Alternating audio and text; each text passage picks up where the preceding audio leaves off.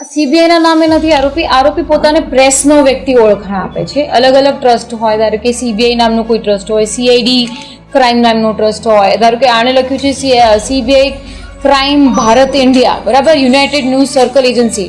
He is giving એની પોતાની ઓળખાણ પ્રેસ તરીકેની આપે છે. ધારો કે ડેલી ક્રાઇમ, તો અહીંયા પોતાની ઓળખાણ press, he is a journalist recognise by this agency, બરાબર. પછી અહીંયા આવે છે TNP, બરાબર, એમાં પણ એ પોતાની પ્રેસ તરીકેની, પ્રેસ મીડિયાનો માણસ છે.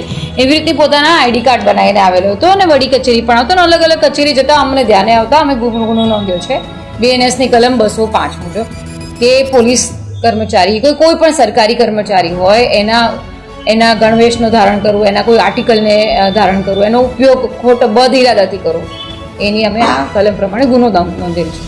સીબીઆઈના નામે નથી આરોપી પોતાને પ્રેસનો વ્યક્તિ ઓળખાણ આપે છે. અલગ અલગ ટ્રસ્ટ હોય, ધારો કે સીબીઆઈ નામનું કોઈ ટ્રસ્ટ હોય, સીઆઈડી ક્રાઇમ નામનું ટ્રસ્ટ હોય, ધારો કે આણે લખ્યું છે સીબીઆઈ ક્રાઇમ ભારત ઇન્ડિયા, બરાબર, યુનાઇટેડ ન્યૂઝ સર્કલ એજન્સી.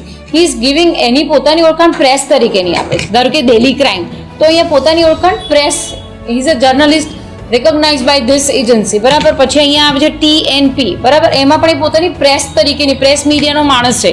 એવી રીતે પોતાના આઈડી કાર્ડ બનાવીને આવેલો હતો અને વડી કચેરી પણ આવતો, અને અલગ અલગ કચેરી જતા અમને ધ્યાને આવતા અમે ગુનો નોંધ્યો છે BNSની કલમ 205 મુજબ કે પોલીસ કર્મચારી કોઈ પણ સરકારી કર્મચારી હોય એના ગણવેશનું ધારણ કરવું, એના કોઈ આર્ટિકલને ધારણ કરવું, એનો ઉપયોગ ખોટો બદ ઇરાદાથી કરવો, એની અમે આ કલમ પ્રમાણે ગુનો નોંધેલ છે.